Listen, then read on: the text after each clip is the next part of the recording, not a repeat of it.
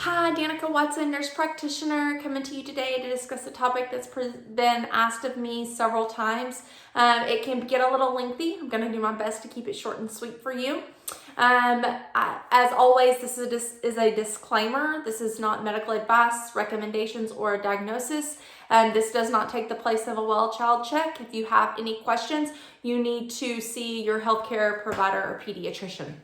So several people have reached out to me and wanted to know the health risks and health benefits of using melatonin with their children. And there's no real good short answer of yes or no with this, as it needs a little bit of education behind it.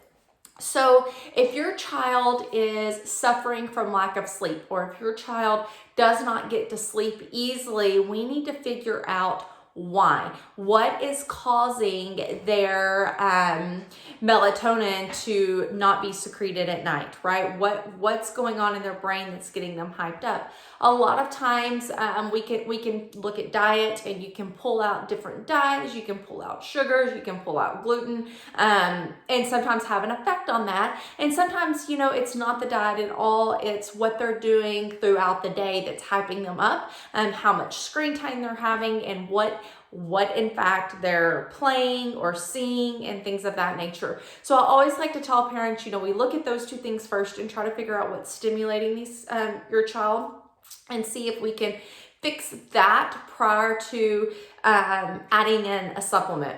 Now, when you are deficient in sleep, or when you are lacking that or can't get to sleep, you are missing two important amino acids, taurine and NAC. And those two can be supplemented by themselves without pulling in melatonin. It's easier and better to supplement with your amino acids versus supplementing with melatonin long term. So melatonin is a hormone, and when we feed our bodies extra hormones, they can have different repercussions down the road. One of the biggest repercussions of using consistent melatonin, especially with the littles, is insulin resistance down the road in their life. So that's like the number one red flag on constantly feeding your kids this melatonin.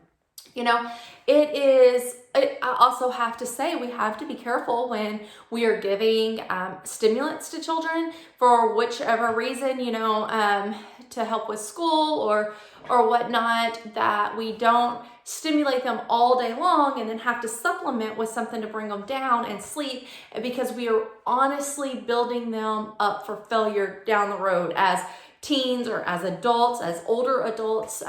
We're just complicating our adrenal glands, complicating our pituitary gland, and adding all this extra stuff on top, and then eventually it's going to stop working. It's going to make it difficult to be in a natural state to work as it was intended to. And that's where you get your insulin resistance, you get your inflammatory diseases, you get your autoimmune diseases that come up like that. And so, is melatonin okay to use? If you have to supplement a few times a month, or a few times to get your kid back on a normal schedule, back on track, that's probably not going to cause a bunch of harm down the road. Is it okay to use religiously, to be like your go-to thing when your kid doesn't sleep? My recommendation is, which I'm not supposed to be giving you recommendations, but my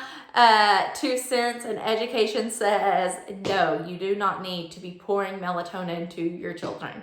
I hope this helps. If you do have any questions, you've got the resources here. Bring it up with your pediatrician. Y'all can talk more in depth about it. And then at that office visit, you can get better recommendations.